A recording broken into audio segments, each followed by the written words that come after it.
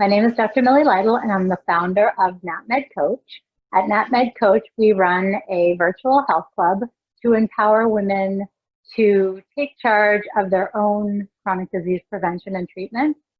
And self-care, in my eyes, is a radical act.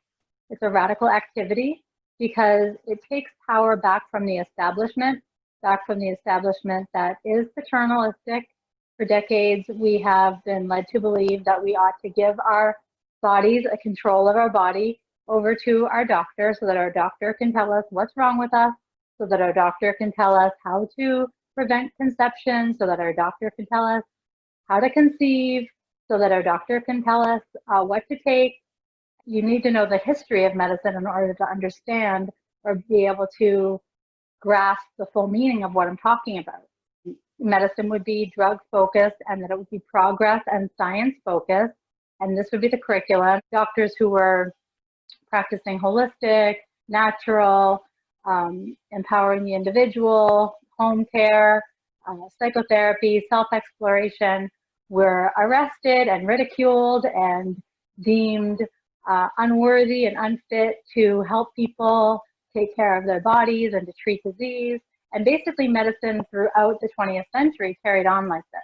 The birth control pill was presented as a female liberation, something that women could use to determine for themselves when they wanted to have a baby, when they didn't want to have a baby, and they could take control of for themselves. Now, in part, that might be true. A part of it's the way you see it. But in another way, the birth control pill made it so that women lost all knowledge about when they were reproducing. Women stopped learning this innate knowledge about their cycle, started relying 100% on pills and estrogens. And as you've seen more and more over time, the birth control pill is used to treat estrogen dominant conditions, is recommended that younger and younger girls and teenagers take it.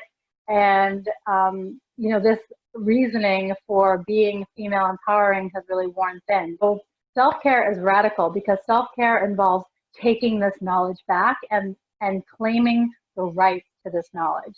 Self-care in and of itself is a medical term, but it was also taken and embraced by Black women, by a women's movement and civil rights movement as part of owning oneself, which is a massive issue here in the United States and really all over the world, is who does one's body belong to?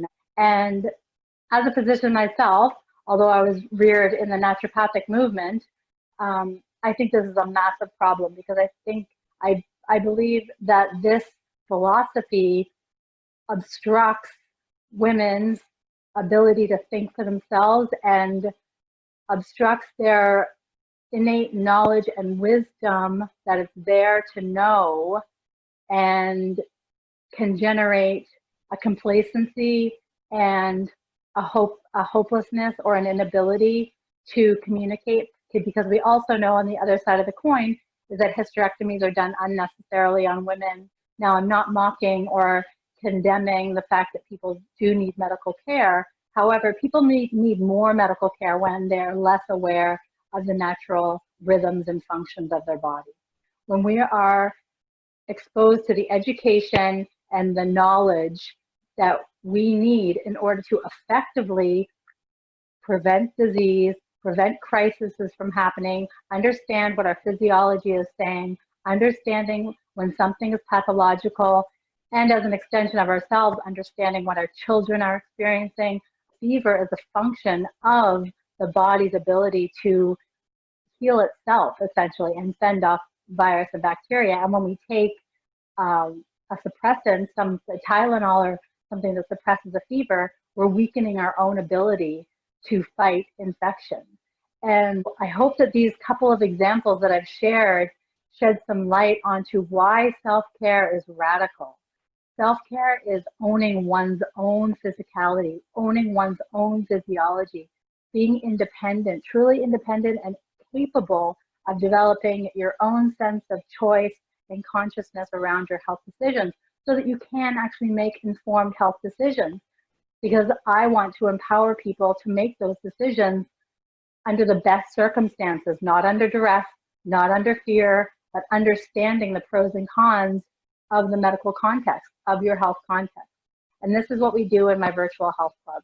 So I hope that you will join me, and thank you so much for allowing me to be here.